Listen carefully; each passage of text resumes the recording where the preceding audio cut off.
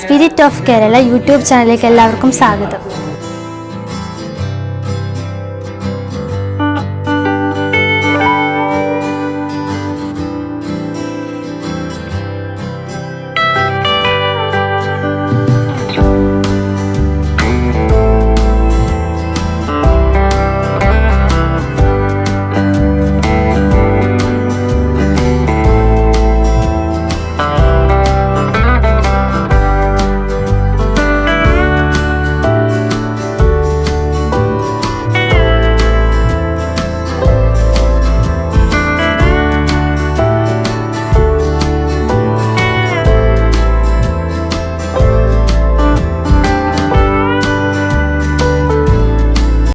ഇത് പുളുങ്ങുന്ന വലിയ പള്ളി സെന്റ് മേരീസ് ഫൊറൈൻ ചർച്ച് എന്നറിയപ്പെടും. ഈ പള്ളിയുടെ കീഴിൽ 17 ഇടവക പള്ളികളുണ്ട്. യഥാർത്ഥത്തിൽ ഇത് ചമ്പക്കുളം വലിയ സെന്റ് മേരീസ് ഫൊറോന പള്ളിയുടെ മർത്തുമറിയം ബസിലിക്ക പള്ളിയുടെ പുത്രിയാണ്. പക്ഷേ ഇവിടെ ക്രൈസ്തവ സാന്നിധ്യവും ആരാധനയും ആരംഭിച്ചിട്ട് 500 വർഷത്തിലധികമായിട്ടാണ്.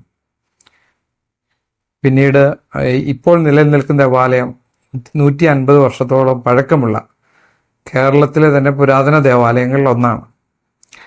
മാത്രമല്ല ഈ ദേവാലയത്തിൻ്റെ ഒരു പ്രത്യേകത അതിൻ്റെ സ്ട്രക്ചറാണ്. 8 വട്ടം നടുക്ക് വരത്തക്ക രീതിയിൽ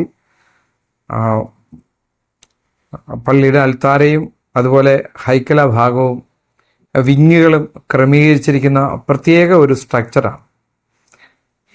ഇതുപോലെ സ്ട്രക്ചറുള്ള പള്ളികൾ അപൂർവമാണ്. അതുകൊണ്ട് തന്നെ ഇതിൻ്റെ ശില്പ ഭംഗിയും ചാതുര്യവും ഏറെപ്പേരെ ആകർഷിക്കുകയും അനേകം പേര് ഇവിടെ ഇത് സന്ദർശിക്കുന്നതിന് എത്താറുണ്ട്.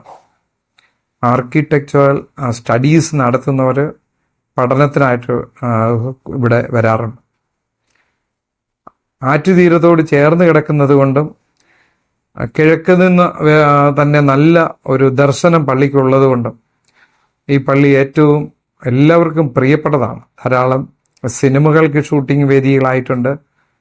അതുകൊണ്ട് തന്നെ കേരളത്തിൻ്റെ വിവിധ ഭാഗങ്ങളിൽ നിന്ന് മാത്രമല്ല, തമിഴ്നാട്ടിൽ നിന്നും കർണാടകയിൽ നിന്നും ആന്ധ്രാപ്രദേശിൽ നിന്നും നോർത്ത് ഇന്ത്യൻ പ്രദേശങ്ങളിൽ നിന്നുമൊക്കെ ധാരാളം ടൂറിസ്റ്റുകൾ ഈ സ്ഥലം സന്ദർശിക്കാൻ, പള്ളി സന്ദർശിക്കാൻ ഇവിടെ എത്താറുണ്ട്.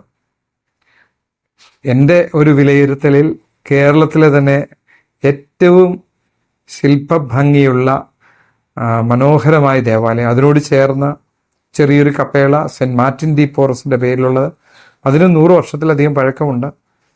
ഇവിടെയുള്ള മണിമാളിക, അത് ആ മണി വിദേശത്തുനിന്ന് കൊണ്ടുവന്നതാണ്, അതിനും ഏറെ പഴക്കമുണ്ട്.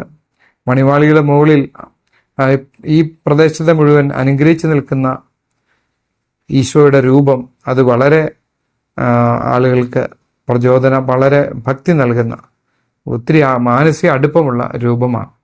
അതുപോലെ തന്നെ പള്ളിക്കുള്ളിൽ സ്ഥാപിച്ചിരിക്കുന്ന പിയത്ത രൂപം, പള്ളിയുടെ ഇരുവശങ്ങളിലുമുള്ള രൂപങ്ങൾ, മാമുദിസ തൊട്ടി, ഏറ്റവും ആകർഷണീയമായിട്ടുള്ള പള്ളിയുടെ പോർച്ചുഗീസ് മോഡലിലുള്ള അൽത്താര, ഇതെല്ലാം പുളുങ്ങുന്ന പള്ളിയുടെ വളരെ പ്രത്യേകമായിട്ടുള്ള കാര്യങ്ങളാണ്.